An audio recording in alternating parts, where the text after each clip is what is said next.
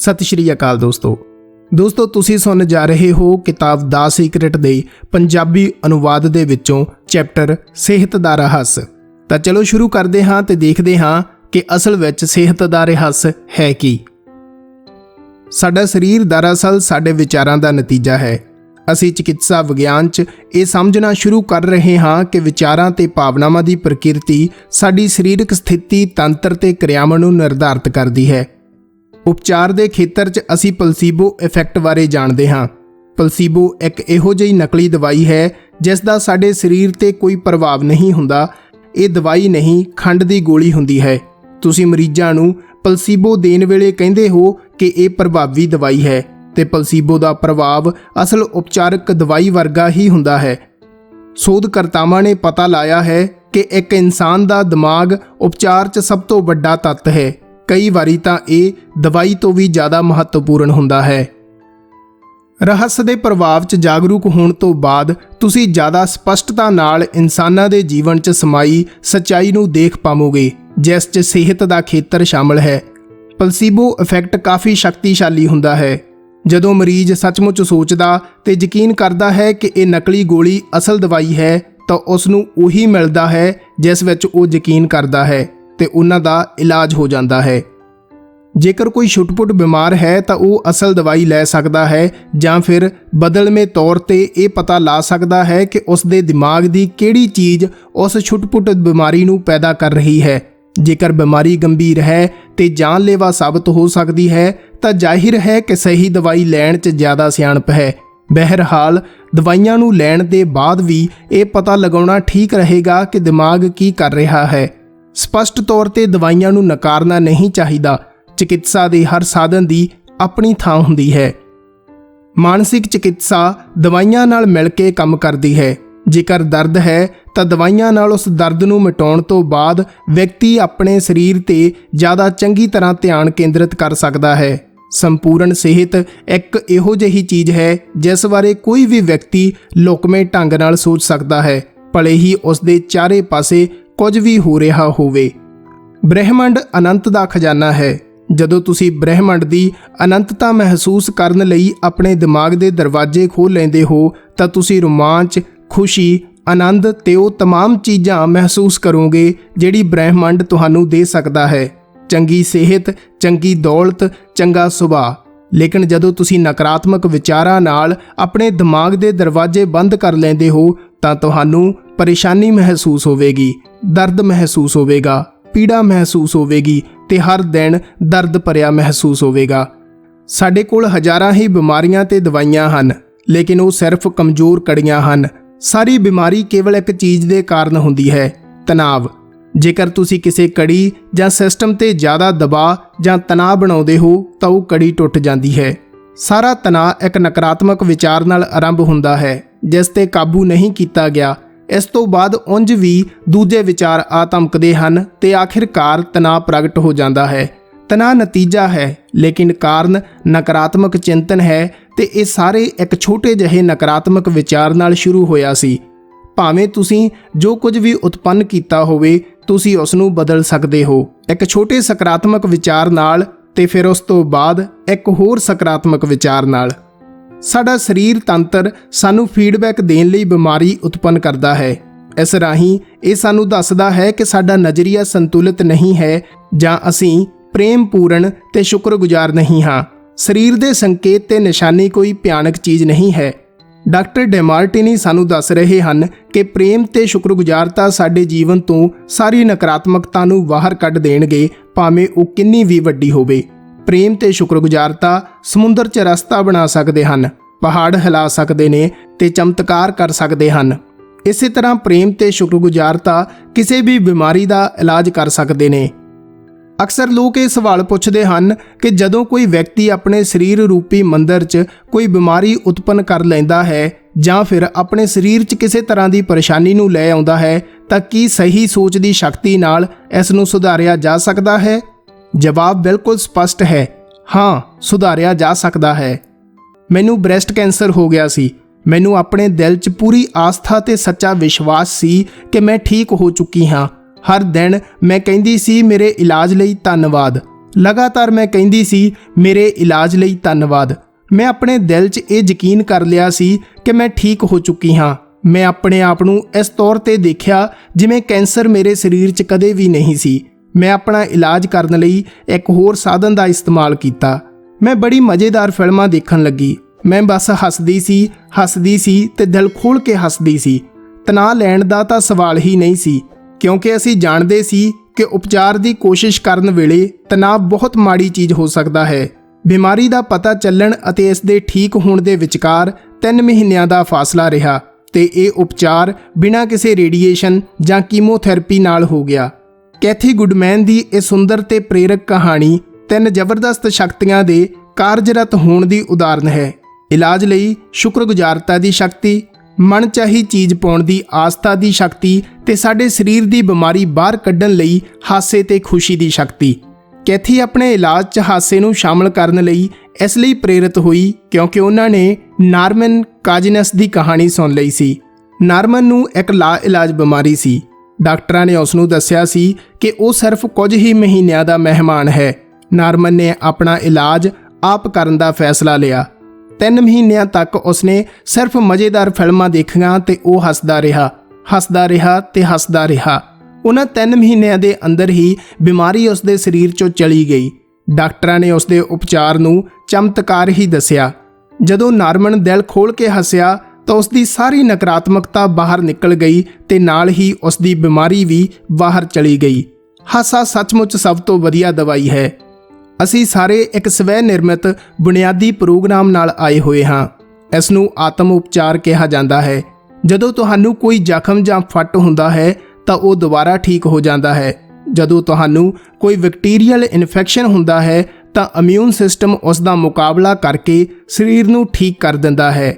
Immune system ਆਪਣਾ ਇਲਾਜ ਆਪ ਕਰਨ ਲਈ ਹੀ ਬਣਾਇਆ ਗਿਆ ਹੈ। ਬਿਮਾਰੀ ਸਿਹਤਮੰਦ ਭਾਵਨਾਤਮਕ ਅਵਸਥਾ ਵਾਲੇ ਸਰੀਰ 'ਚ ਨਹੀਂ ਰਹਿ ਸਕਦੀ। ਸਾਡਾ ਸਰੀਰ ਹਰ ਸਕਿੰਟ ਲੱਖਾਂ ਸੈੱਲਾਂ ਨੂੰ ਬਾਹਰ ਕੱਢ ਰਿਹਾ ਹੈ ਤੇ ਨਾਲ ਹੀ ਇਹ ਲੱਖਾਂ ਨਵੇਂ ਸੈੱਲ ਬਣਾ ਵੀ ਰਿਹਾ ਹੈ। ਸੱਚ ਤਾਂ ਇਹ ਹੈ ਕਿ ਸਾਡੇ ਸਰੀਰ ਦੇ ਕੁਝ ਹਿੱਸੇ ਹਰ ਦਿਨ ਬਦਲਦੇ ਹਨ। ਕਈ ਹਿੱਸੇ ਕੁਝ ਮਹੀਨਿਆਂ 'ਚ ਬਦਲਦੇ ਹਨ ਤੇ ਬਾਕੀ ਕੁਝ ਸਾਲਾਂ 'ਚ। ਲੇਕਿਨ ਕੁਝ ਸਾਲਾਂ ਦੇ ਅੰਦਰ ਸਾਡੇ ਵਿੱਚੋਂ ਹਰ ਇੱਕ ਦੇ ਕੋਲ ਬਿਲਕੁਲ ਨਵਾਂ ਸਰੀਰ ਹੁੰਦਾ ਹੈ। ਵਿਗਿਆਨ ਇਹ ਸਾਬਿਤ ਕਰ ਚੁੱਕਿਆ ਹੈ ਕਿ ਸਾਡਾ ਸਾਰਾ ਸਰੀਰ ਕੁਝ ਸਾਲਾਂ 'ਚ ਬਦਲ ਜਾਂਦਾ ਹੈ। ਫਿਰ ਇੰਜ ਕਿਉਂ ਹੈ ਕਿ ਬਿਮਾਰੀ ਸਾਡੇ ਸਰੀਰ 'ਚ ਸਾਲਾਂ ਵੱਧਦੀ ਰਹਿੰਦੀ ਹੈ? ਇਸ ਦਾ ਮਤਲਬ ਇਹ ਹੈ ਕਿ ਇਹ ਸਿਰਫ ਵਿਚਾਰਾਂ ਕਾਰਨ ਹੀ ਮੌਜੂਦ ਹੈ, ਕਿਉਂਕਿ ਰੋਗੀ ਦਾ ਦਿਮਾਗ ਬਿਮਾਰੀ ਨੂੰ ਲਗਾਤਾਰ ਵੇਖ ਰਿਹਾ ਹੈ, ਉਸ ਤੇ ਲਗਾਤਾਰ ਧਿਆਨ ਕੇਂਦਰਿਤ ਕਰ ਰਿਹਾ ਹੈ। ਸੰਪੂਰਨਤਾ ਦੇ ਵਿਚਾਰ ਸੋਚੋ। ਸੰਪੂਰਨਤਾ ਜਾਣੀ ਕਿ ਪਰਫੈਕਸ਼ਨ ਦੇ ਵਿਚਾਰ ਸੋਚੋ। ਬਿਮਾਰੀ ਉਸ ਸਰੀਰ 'ਚ ਨਹੀਂ ਰਹਿ ਸਕਦੀ ਜਿਸ 'ਚ ਮਿਲਾਪੜੇ ਵਿਚਾਰ ਹੋਣ। ਜਾਣ ਲਓ ਕਿ ਸਿਰਫ ਸੰਪੂਰਨਤਾ ਹੀ ਸੱਚ ਹੈ। ਜਦੋਂ ਤੁਸੀਂ ਸੰਪੂਰਨਤਾ ਤੇ ਧਿਆਨ ਕੇਂਦਰਿਤ ਕਰਦੇ ਹੋ ਤਾਂ ਤੁਸੀਂ ਉਸ ਨੂੰ ਸੱਦਾ ਦੇ ਕੇ ਆਪਣੇ ਵੱਲ ਬੁਲਾਉਂਦੇ ਹੋ। ਅਪੂਰਨ ਵਿਚਾਰ ਪੂਰੀ ਮਨੁੱਖ ਜਾਤੀ ਦੇ ਕਸ਼ਟਾਂ ਦੇ ਕਾਰਨ ਹਨ, ਜਿਨ੍ਹਾਂ 'ਚ ਰੋਗ, ਗਰੀਬੀ ਤੇ ਦੁੱਖ ਸ਼ਾਮਲ ਹਨ। ਨਕਾਰਾਤਮਕ ਵਿਚਾਰ ਸੋਚਣ ਵੇਲੇ ਅਸੀਂ ਆਪਣੇ ਆਪ ਨੂੰ ਸਹੀ ਵਿਰਾਸਤ ਤੋਂ ਵੱਖ ਕਰ ਲੈਂਦੇ ਹਾਂ। ਇਸ ਦੀ ਬਜਾਏ ਇਹ ਐਲਾਨ ਕਰੋ ਤੇ ਵਿਸ਼ਵਾਸ ਰੱਖੋ, ਮੈਂ ਸਿਰਫ ਉੱਤਮ ਵਿਚਾਰ ਸੋਚਦਾ ਹਾਂ, ਮੈਂ ਸਿਰਫ ਸੰਪੂਰਨਤਾ ਦੇਖਦਾ ਹਾਂ, ਮੈਂ ਖੁਦ ਸੰਪੂਰਨ ਹਾਂ। ਮੈਂ ਆਪਣੇ ਸਰੀਰ 'ਚੋਂ ਆਕੜ ਅਤੇ ਸੁਸਤੀ ਨੂੰ ਕੱਢ ਦਿੱਤਾ। ਮੈਂ ਆਪਣੇ ਸਰੀਰ ਨੂੰ ਕਿਸੇ ਬੱਚੇ ਦੇ ਸਰੀਰ ਵਾਂਗ ਲਚੀਲਾ ਤੇ ਉੱਤਮ ਦੇਖਣ ਤੇ ਧਿਆਨ ਕੇਂਦਰਿਤ ਕੀਤਾ। ਕੁਝ ਸਮੇਂ 'ਚ ਹੀ ਜੋੜਾਂ ਦਾ ਦਰਦ ਤੇ ਅਕੜਾਅ ਗਾਇਬ ਹੋ ਗਈ। ਸੱਚ ਤਾਂ ਇਹ ਹੈ ਕਿ ਮੈਂ ਇਹ ਕੰਮ ਰਾਤੋਂ ਰਾਤ ਕਰ ਲਿਆ। ਇਸੇ ਤਰ੍ਹਾਂ ਬੁਢਾਪੇ ਦੀਆਂ ਧਾਰਨਾਵਾਂ ਵੀ ਸਾਡੇ ਦਿਮਾਗ 'ਚ ਹੀ ਹੁੰਦੀਆਂ ਹਨ। ਵਿਗਿਆਨਕ ਨਜ਼ਰੀਏ ਨਾਲ ਸਾਡਾ ਸਰੀਰ ਬਹੁਤ ਘੱਟ ਸਮੇਂ 'ਚ ਹੀ ਬਿਲਕੁਲ ਨਵਾਂ ਹੋ ਜਾਂਦਾ ਹੈ। ਬੁਢਾਪਾ ਸੀਮਾਬੱਧ ਚਿੰਤਨ ਹੈ, ਇਸ ਲਈ ਇਸ ਨਾਲ ਸੰਬੰਧਿਤ ਵਿਚਾਰਾਂ ਨੂੰ ਆਪਣੀ ਚੇਤਨਾ ਤੋਂ ਕੱਢ ਦਿਓ ਤੇ ਇਹ ਜਾਣ ਲਓ ਕਿ ਭਾਵੇਂ ਤੁਸੀਂ ਆਪਣੇ ਵਿਚਾਰਾਂ 'ਚ ਕਿੰਨੇ ਹੀ ਜਨਮ ਦਿਨ ਮਨਾ ਲਏ ਹੋਣ, ਤੁਹਾਡਾ ਸਰੀਰ ਸਿਰਫ ਚੰਦ ਮਹੀਨੇ ਹੀ ਪੁਰਾਣਾ ਹੈ। ਜਦੋਂ ਤੁਹਾਡਾ ਅਗਲਾ ਜਨਮ ਦਿਨ ਆਵੇ ਤਾਂ ਆਪਣੇ ਆਪ ਤੇ ਇੱਕ ਅਹਿਸਾਨ ਕਰੋ ਤੇ ਇਸ ਨੂੰ ਆਪਣੇ ਪਹਿਲੇ ਜਨਮ ਦਿਨ ਵਾਂਗ ਹੀ ਮਨਾਓ। ਆਪਣੇ ਕੇਕ ਤੇ 60 ਕੈਂਡਲ ਨਾ ਲਾਓ ਜਦੋਂ ਤੱਕ ਕਿ ਤੁਸੀਂ ਬੁਢਾਪੇ ਨੂੰ ਸੱਦਾ ਦੇ ਕੇ ਉਸ ਨੂੰ ਆਪਣੇ ਵੱਲ ਨਾ ਬੁਲਾਉਣਾ ਚਾਹੋ। ਬਦਕਿਸਮਤੀ ਨਾਲ ਪੱਛਮੀ ਸਮਾਜ ਬੁਢਾਪੇ ਤੇ ਬਹੁਤ ਜ਼ਿਆਦਾ ਧਿਆਨ ਕੇਂਦਰਿਤ ਕਰਦਾ ਹੈ, ਜਦੋਂ ਕਿ ਅਸਲ ਵਿੱਚ ਇਹੋ ਜਿਹੀ ਕੋਈ ਚੀਜ਼ ਹੁੰਦੀ ਹੀ ਨਹੀਂ। ਸੋਚ ਰਾਹੀਂ ਤੁਸੀਂ ਉੱਤਮ ਸਿਹਤ, ਆਦਰਸ਼ ਸਰੀਰ, ਉੱਤਮ ਭਾਰ ਤੇ ਸਦੀਵੀ ਜਵਾਨੀ ਪਾ ਸਕਦੇ ਹੋ। ਤੁਸੀਂ ਸੰਪੂਰਨਤਾ ਦੀ ਨਿਰੰਤਰ ਸੋਚ ਨਾਲ ਇਸ ਨੂੰ ਹਕੀਕੀ ਬਣਾ ਸਕਦੇ ਹੋ। ਮੰਨ ਲਓ ਤੁਹਾਨੂੰ ਕੋਈ ਬਿਮਾਰੀ ਹੈ। ਹੁਣ ਜੇਕਰ ਤੁਸੀਂ ਉਸ 'ਤੇ ਧਿਆਨ ਕੇਂਦਰਿਤ ਕਰ ਰਹੇ ਹੋ ਅਤੇ ਲੋਕਾਂ ਨਾਲ ਉਸ ਬਾਰੇ ਗੱਲਾਂ ਕਰ ਰਹੇ ਹੋ ਤਾਂ ਤੁਸੀਂ ਜ਼ਿਆਦਾ ਰੋਗਾਂ ਵਾਲੇ ਸੈੱਲ ਪੈਦਾ ਕਰ ਰਹੇ ਹੋ। ਬਿਲਕੁਲ ਤੰਦਰੁਸਤ ਸਰੀਰ ਦੀ ਤਸਵੀਰ ਵੇਖੋ। ਬਿਮਾਰੀ ਦਾ ਇਲਾਜ ਡਾਕਟਰ 'ਤੇ ਛੱਡ ਦਿਓ। ਬਿਮਾਰ ਹੋਣ 'ਤੇ ਲੋਕ ਅਕਸਰ ਸਾਰਾ ਸਮਾਂ ਇਸੇ ਬਾਰੇ ਗੱਲਾਂ ਕਰਦੇ ਰਹਿੰਦੇ ਹਨ। ਇੰਜ ਇਸ ਲਈ ਕਿਉਂਕਿ ਉਹ ਸਾਰੇ ਸਮੇਂ ਇਸੇ ਬਾਰੇ ਸੋਚਦੇ ਰਹਿੰਦੇ ਹਨ। ਇਸ ਲਈ ਉਹ ਬਸ ਆਪਣੇ ਵਿਚਾਰ ਵਿਅਕਤ ਕਰਦੇ ਹਨ। ਜੇਕਰ ਤੁਸੀਂ ਥੋੜਾ ਬਿਮਾਰ ਮਹਿਸੂਸ ਕਰ ਰਹੇ ਹੋ ਤਾਂ ਉਸ ਦੇ ਬਾਰੇ ਗੱਲ ਨਾ ਕਰੋ ਜਦੋਂ ਤੱਕ ਕਿ ਤੁਸੀਂ ਸਥਿਤੀ 'ਚ ਜ਼ਿਆਦਾ ਸਮੇਂ ਨਾ ਰਹਿਣਾ ਚਾਹੁੰਦੇ ਹੋ। ਜਾਣ ਲਓ ਕਿ ਤੁਹਾਡੇ ਵਿਚਾਰ ਸਭ ਤੋਂ ਮਹੱਤਵਪੂਰਨ ਹਨ। ਇਸ ਲਈ ਇਸ ਵਿਚਾਰ ਨੂੰ ਜ਼ਿਆਦਾ ਤੋਂ ਜ਼ਿਆਦਾ ਵਾਰ ਦੁਹਰਾਓ। ਮੈਂ ਬਹੁਤ ਵਧੀਆ ਮਹਿਸੂਸ ਕਰਦਾ ਹਾਂ। ਮੈਂ ਬਹੁਤ ਵਧੀਆ ਮਹਿਸੂਸ ਕਰਦਾ ਹਾਂ। ਮੈਂ ਬਹੁਤ ਵਧੀਆ ਮਹਿਸੂਸ ਕਰਦਾ ਹਾਂ। ਤੇ ਸੱਚਮੁੱਚ ਇਸ ਨੂੰ ਮਹਿਸੂਸ ਕਰੋ। ਜੇਕਰ ਤੁਸੀਂ ਬਹੁਤ ਵਧੀਆ ਮਹਿਸੂਸ ਨਹੀਂ ਕਰ ਰਹੇ ਹੋ ਤੇ ਕੋਈ ਪੁੱਛੇ ਕਿ ਤੁਸੀਂ ਕਿੰਜ ਮਹਿਸੂਸ ਕਰ ਰਹੇ ਹੋ ਤਾਂ ਬਸ ਇਸ ਬਾਰੇ ਸ਼ੁਕਰਗੁਜ਼ਾਰ ਰਹੋ ਕਿ ਵਿਅਕਤੀ ਨੇ ਤੁਹਾਨੂੰ ਵਧੀਆ ਮਹਿਸੂਸ ਕਰਨ ਦੇ ਵਿਚਾਰ ਸੋਚਣ ਦੀ ਯਾਦ ਦਿਵਾਈ ਹੈ। ਸਿਰਫ ਆਪਣੀ ਮਨਚਾਹੀ ਚੀਜ਼ ਬਾਰੇ ਹੀ ਬੋਲੋ। ਤੁਸੀਂ ਕਿਸੇ ਚੀਜ਼ ਨੂੰ ਉਦੋਂ ਤੱਕ ਨਹੀਂ ਫੜ ਸਕਦੇ ਜਦੋਂ ਤੱਕ ਕਿ ਤੁਸੀਂ ਇਹ ਨਾ ਸੋਚ ਲਵੋ ਕਿ ਤੁਸੀਂ ਇਸ ਤਰ੍ਹਾਂ ਕਰ ਸਕਦੇ ਹੋ। ਤੁਸੀਂ ਕੋਈ ਕੰਮ ਕਰ ਸਕਦੇ ਹੋ, ਇਹ ਸੋਚਣਾ ਵਿਚਾਰ ਰਾਹੀਂ ਉਸ ਨੂੰ ਆਪਣੇ ਕੋਲ ਆਉਣ ਲਈ ਸੱਦਾ ਦੇਣਾ ਹੈ। ਲੋਕਾਂ ਦੀ ਬਿਮਾਰੀ ਦਾ ਵੇਰਵਾ ਸੁਣਨ ਵੇਲੇ ਵੀ ਤੁਸੀਂ ਬਿਮਾਰੀ ਨੂੰ ਸੱਦਾ ਦੇ ਰਹੇ ਹੋ। ਦੂਜਿਆਂ ਦੀ ਬਿਮਾਰੀ ਦਾ ਬਿਉਰਾ ਸੁਣਨ ਵੇਲੇ ਤੁਹਾਡਾ ਪੂਰਾ ਵਿਚਾਰ ਤੇ ਧਿਆਨ ਬਿਮਾਰੀ ਤੇ ਕੇਂਦਰਿਤ ਹੈ। ਯਾਦ ਰੱਖੋ, ਜਦੋਂ ਤੁਸੀਂ ਕਿਸੇ ਚੀਜ਼ ਤੇ ਪੂਰਾ ਧਿਆਨ ਕੇਂਦਰਿਤ ਕਰਦੇ ਹੋ ਤਾਂ ਤੁਸੀਂ ਉਸ ਨੂੰ ਬ੍ਰਹਿਮੰਡ ਕੋਲੋਂ ਮੰਗ ਰਹੇ ਹੋ ਅਤੇ ਤੁਸੀਂ ਨਿਸ਼ਚਿਤ ਤੌਰ ਤੇ ਬਿਮਾਰ ਵਿਅਕਤੀ ਦੀ ਵੀ ਮਦਦ ਨਹੀਂ ਕਰ ਰਹੇ। ਤੁਸੀਂ ਉਸ ਦੀ ਬਿਮਾਰੀ 'ਚ ਆਪਣੀ ਊਰਜਾ ਵੀ ਜੋੜ ਰਹੇ ਹੋ। ਜੇਕਰ ਤੁਸੀਂ ਸੱਚਮੁੱਚ ਉਸ ਵਿਅਕਤੀ ਦੀ ਮਦਦ ਕਰਨਾ ਚਾਹੁੰਦੇ ਹੋ ਤਾਂ ਸੰਭਵ ਹੋਣ ਅਤੇ ਗੱਲਬਾਤ ਨੂੰ ਚੰਗੀਆਂ ਚੀਜ਼ਾਂ ਵੱਲ ਮੋੜ ਦਿਓ, ਵਰਨਾ ਆਪਣੇ ਰਸਤੇ ਚਲੇ ਜਾਓ। ਜਾਣ ਵੇਲੇ ਉਸ ਵਿਅਕਤੀ ਨੂੰ ਸਿਹਤਮੰਦ ਹੋਣ ਦੇ ਪ੍ਰਬਲ ਵਿਚਾਰ ਅਤੇ ਭਾਵਨਾਵਾਂ ਦੇ ਕੇ ਜਾਓ ਤੇ ਗੱਲ ਉੱਥੇ ਹੀ ਖਤਮ ਕਰ ਦਿਓ। ਮੰਨ ਲਓ ਤੁਹਾਡੇ ਕੋਲ ਦੋ ਲੋਕ ਹਨ ਜਿਹੜੇ ਇੱਕੋ ਹੀ ਚੀਜ਼ ਦੇ ਸ਼ਿਕਾਰ ਹਨ। ਉਹਨਾਂ 'ਚੋਂ ਇੱਕ ਖੁਸ਼ੀ ਤੇ ਧਿਆਨ ਕੇਂਦਰਿਤ ਕਰਨ ਦਾ ਵਿਕਲਪ ਚੁਣਦਾ ਹੈ। ਉਹ ਸੰਭਾਵਨਾਵਾਂ ਤੇ ਆਸ 'ਚ ਜਿਉਂਦਾ ਹੈ। ਉਹ ਉਹਨਾਂ ਸਾਰੇ ਕਾਰਨਾਂ ਤੇ ਧਿਆਨ ਕੇਂਦਰਿਤ ਕਰਦਾ ਹੈ ਕਿ ਉਸ ਨੂੰ ਖੁਸ਼ ਤੇ ਸ਼ੁਕਰਗੁਜ਼ਾਰ ਕਿਉਂ ਹੋਣਾ ਚਾਹੀਦਾ ਹੈ। ਦੂਜਾ ਵਿਅਕਤੀ ਵੀ ਉਸੇ ਚੀਜ਼ ਦਾ ਸ਼ਿਕਾਰ ਹੈ, ਲੇਕਿਨ ਉਹ ਬਿਮਾਰੀ, ਦਰਦ ਤੇ ਬਦਕਿਸਮਤੀ ਉੱਤੇ ਧਿਆਨ ਕੇਂਦਰਿਤ ਕਰਨ ਦੇ ਵਿਕਲਪ ਨੂੰ ਚੁਣਦਾ ਹੈ। ਹੁਣ ਤੁਸੀਂ ਆਪ ਹੀ ਦੱਸੋ, ਇਹਨਾਂ 'ਚੋਂ ਕਿਹੜਾ ਤਰੀਕਾ ਬਿਹਤਰ ਹੈ? ਜੇਕਰ ਲੋਕ ਬਿਮਾਰੀ ਤੇ ਉਸ ਦੀਆਂ ਨਿਸ਼ਾਨੀਆਂ ਤੇ ਸਾਰਾ ਧਿਆਨ ਕੇਂਦਰਿਤ ਕਰਦੇ ਹਨ ਤਾਂ ਉਹ ਉਹਨਾਂ ਨੂੰ ਵਧਾ ਦਿੰਦੇ ਹਨ। ਉਪਚਾਰ ਜਾਂ ਇਲਾਜ ਉਦੋਂ ਤੱਕ ਨਹੀਂ ਹੋਵੇਗਾ ਜਦੋਂ ਤੱਕ ਕਿ ਉਹ ਆਪਣਾ ਧਿਆਨ ਬਿਮਾਰੀ ਦੀ ਬਜਾਏ ਸਿਹਤ ਤੇ ਕੇਂਦਰਿਤ ਨਹੀਂ ਕਰ ਲੈਣਗੇ, ਕਿਉਂਕਿ ਇਹੀ ਆਕਰਸ਼ਣ ਦਾ ਨਿਯਮ ਹੈ। ਜਿੱਥੇ ਤੱਕ ਸੰਭਵ ਹੋਵੇ ਸਾਨੂੰ ਯਾਦ ਰੱਖਣਾ ਚਾਹੀਦਾ ਹੈ ਕਿ ਹਰ ਨਾਪਸੰਦ ਵਿਚਾਰ ਇੱਕ ਮਾੜੀ ਚੀਜ਼ ਵਾਂਗ ਹੁੰਦਾ ਹੈ ਜਿਸ ਨੂੰ ਅਸੀਂ ਆਪਣੇ ਸਰੀਰ 'ਚ ਰੱਖਦੇ ਹਾਂ। ਜਦੋਂ ਸਾਡੇ ਵਿਚਾਰ ਖੁਸ਼ਨੁਮਾ ਹੁੰਦੇ ਹਨ ਤਾਂ ਸਾਡੀ ਬਾਇਓਕੈਮਿਸਟਰੀ ਵੀ ਖੁਸ਼ਨੁਮਾ ਬਣ ਜਾਂਦੀ ਹੈ, ਜਿਸ ਨਾਲ ਸਾਡਾ ਸਾਰਾ ਸਰੀਰ ਸਿਹਤਮੰਦ ਰਹਿੰਦਾ ਹੈ ਤੇ ਅਸੀਂ ਖੁਸ਼ ਰਹਿੰਦੇ ਹਾਂ। ਨਕਾਰਾਤਮਕ ਵਿਚਾਰ ਤੇ ਤਣਾਅ ਸਰੀਰ ਅਤੇ ਦਿਮਾਗ ਦੀ ਕਾਰਜ ਸਮਰੱਥਾ ਨੂੰ ਬੁਰੀ ਤਰ੍ਹਾਂ ਕਮਜ਼ੋਰ ਕਰ ਦਿੰਦੇ ਹਨ। ਇਸ ਦਾ ਕਾਰਨ ਇਹ ਹੈ ਕਿ ਸਾਡੇ ਵਿਚਾਰ ਤੇ ਸਾਡੇ ਭਾਵ ਸਾਡੇ ਸਰੀਰ ਨੂੰ ਲਗਾਤਾਰ ਬਣਾਉਣ ਤੇ ਵਿਵਸਥਿਤ ਕਰਦੇ ਰਹਿੰਦੇ ਹਨ, ਉਸ ਨੂੰ ਲਗਾਤਾਰ ਨਵਾਂ ਬਣਾਉਂਦੇ ਰਹਿੰਦੇ ਹਨ। ਤੁਸੀਂ ਆਪਣੇ ਸਰੀਰ 'ਚ ਹੁਣ ਤੱਕ ਭਾਵੇਂ ਜੋ ਕੁਝ ਵੀ ਉਤਪੰਨ ਕੀਤਾ ਹੈ, ਤੁਸੀਂ ਉਸ ਨੂੰ ਬਦਲ ਸਕਦੇ ਹੋ, ਅੰਦਰੋਂ ਵੀ ਤੇ ਬਾਹਰੋਂ ਵੀ। ਖੁਸ਼ੀਆਂ ਭਰੇ ਵਿਚਾਰਾਂ ਨੂੰ ਸੋਚਣਾ ਤੇ ਖੁਸ਼ ਰਹਿਣਾ ਸ਼ੁਰੂ ਕਰ ਦਿਓ। ਖੁਸ਼ੀ ਮਹਿਸੂਸ ਕਰਨ ਦੀ ਅਵਸਥਾ ਹੈ। ਤੁਹਾਡੀ ਉਂਗਲ ਖੁਸ਼ ਮਹਿਸੂਸ ਕਰਨ ਦੇ ਬਟਨ ਤੇ ਹੈ। ਉਸ ਨੂੰ ਹੁਣੇ ਦੱਬ ਦਿਓ ਤੇ ਦ੍ਰਿੜਤਾ ਨਾਲ ਦਬਾ ਕੇ ਰੱਖੋ, ਭਾਵੇਂ ਤੁਹਾਡੇ ਚਾਰੇ ਪਾਸੇ ਜੋ ਕੁਝ ਵੀ ਹੋ ਰਿਹਾ ਹੋਵੇ। ਸਰੀਰਕ ਤਣਾਅ ਨੂੰ ਹਟਾ ਦਿਓ। ਇਸ ਤੋਂ ਬਾਅਦ ਸਰੀਰ ਉਹੀ ਕਰਦਾ ਹੈ ਜਿਸ ਲਈ ਇਸ ਨੂੰ ਬਣਾਇਆ ਗਿਆ ਹੈ। ਇਹ ਆਪਣੇ ਆਪ ਨੂੰ ਠੀਕ ਕਰਦਾ ਹੈ, ਚੰਗਾ ਕਰਦਾ ਹੈ। ਬਿਮਾਰੀ ਤੋਂ ਛੁਟਕਾਰਾ ਪਾਉਣ ਲਈ ਤੁਹਾਨੂੰ ਜੂਝਣ ਦੀ ਲੋੜ ਨਹੀਂ ਹੁੰਦੀ। ਬਿਮਾਰੀ ਤੋਂ ਛੁਟਕਾਰਾ ਪਾਉਣ ਲਈ ਤੁਹਾਨੂੰ ਜੂਝਣ ਦੀ ਲੋੜ ਨਹੀਂ ਹੁੰਦੀ। ਬਸ ਨਕਾਰਾਤਮਕ ਵਿਚਾਰਾਂ ਨੂੰ ਬਾਹਰ ਕੱਢਣ ਦੀ ਸੌਖੀ ਪ੍ਰਕਿਰਿਆ ਦਾ ਪਾਲਣ ਕਰੋ। ਇਸ ਨਾਲ ਤੁਹਾਡੇ ਅੰਦਰ ਸਿਹਤ ਦੀ ਕੁਦਰਤੀ ਅਵਸਥਾ ਉਤਪੰਨ ਹੋ ਜਾਵੇਗੀ ਅਤੇ ਤੁਹਾਡਾ ਸਰੀਰ ਆਪਣੇ ਆਪ ਨੂੰ ਚੰਗਾ ਕਰ ਲਵੇਗਾ।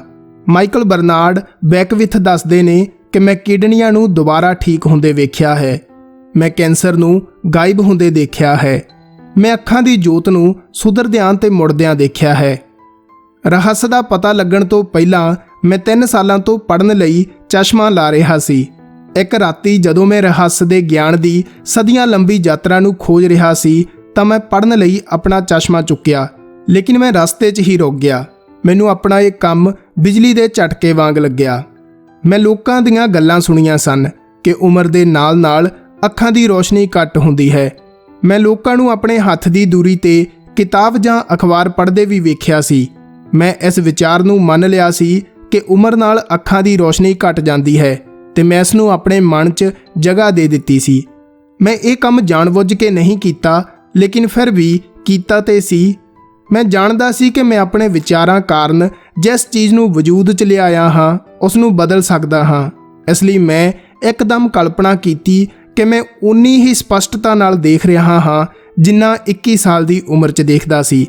ਮੈਂ ਮਾਨਸਿਕ ਤਸਵੀਰ ਬਣਾ ਕੇ ਆਪਣੇ ਆਪ ਨੂੰ ਹਨੇਰੇ ਰੈਸਤਰਾ, ਹਵਾਈ ਜਹਾਜ਼ਾਂ ਅਤੇ ਆਪਣੇ ਕੰਪਿਊਟਰ ਤੇ ਸਪਸ਼ਟਤਾ ਨਾਲ ਬਿਨਾਂ ਕੋਸ਼ਿਸ਼ ਪੜ੍ਹਦੇ ਵੇਖਿਆ ਅਤੇ ਮੈਂ ਆਪਣੇ ਆਪ ਨੂੰ ਬਾਰ-ਬਾਰ ਕਿਹਾ, ਮੈਂ ਸਪਸ਼ਟਤਾ ਨਾਲ ਦੇਖ ਸਕਦਾ ਹਾਂ, ਮੈਂ ਸਪਸ਼ਟਤਾ ਨਾਲ ਦੇਖ ਸਕਦਾ ਹਾਂ।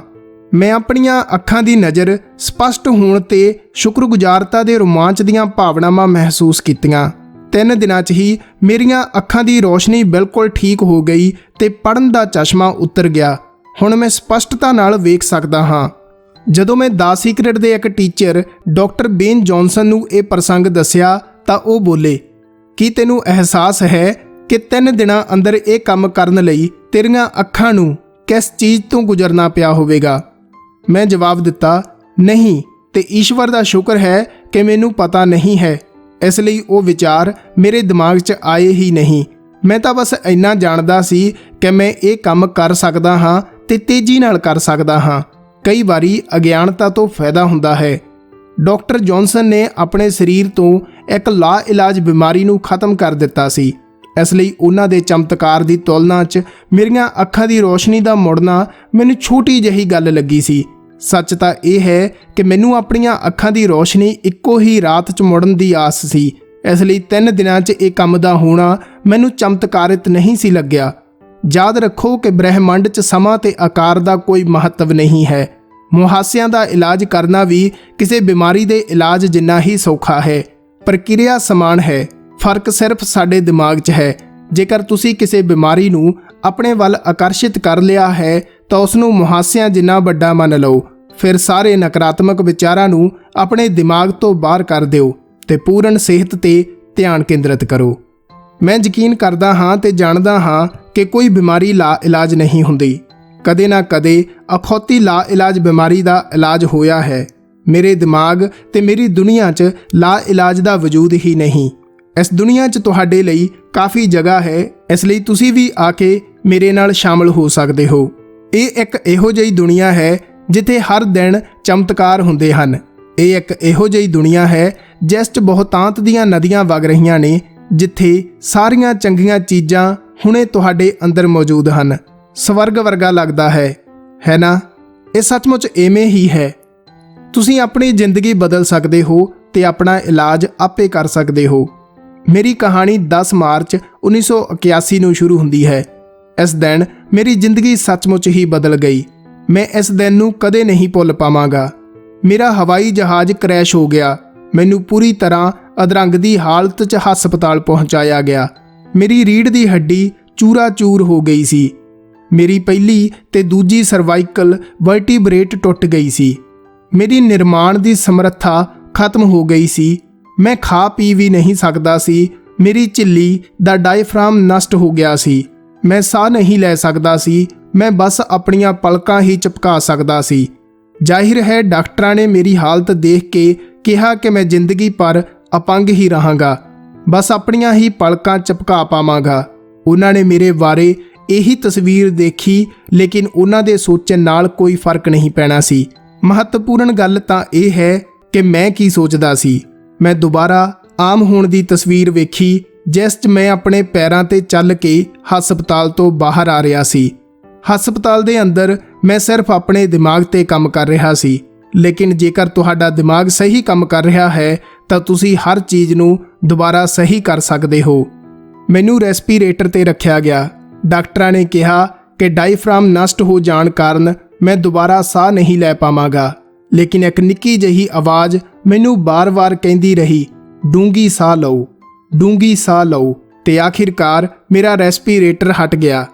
डॉक्टरां नूं समझ च नहीं आया कि इंज किवें हो गया। मैं अपने दिमाग 'च इहो जही कोई भी चीज़ नहीं आउण दे सकदा सी जिहड़ी मैनू अपने टीचे जां सुपनिਆਂ ਤੋਂ विचलित करे। मैं क्रिसमस वेले हस्पताल तो चल के बाहर निकलण दा टीचा बनाया सी ते मैं ये काम कर विखाया। मैं अपने दोनों पैरां ते चल के हस्पताल तो बाहर आया। हालांकि डॉक्टरां ने कहा सी कि यह संभव नहीं है। मैं उस दिन नूं कदे नहीं भुल पावांगा। जेकर तकलीफ भोग रहे लोकां नूं सुनेहा देण लई मैनू अपनी जिंदगी दा सार दसना पवे, जेकर मैनू लोकां नूं ये दसना पवे कि वो अपनी जिंदगी 'च की कर सकदे हन, तां मैं इस सार नूं 10 शब्दां विच दस सकदा हां। इंसान वो बन जांदा है जिस बारे वो सोचदा है। दोबारा सुनो, इंसान वो बन जांदा है जिस बारे वो सोचदा है। मॉरिस गुडमैन नूं चमत्कारी व्यक्ति मन्निया जांदा है। उन्हां दी कहानी नूं द सीक्रेट विच इसलिए शामिल किया गया क्योंकि ये इंसान दी असीमित शक्ति ते संभावना नूं दर्शाउंदी है। मॉरिस जाणदे हन कि वो जिस भी चीज़ बारे सोचणगे उन्हां दी अंदरूनी शक्ति उस नूं उत्पन्न कर देवेगी। हर चीज़ संभव है।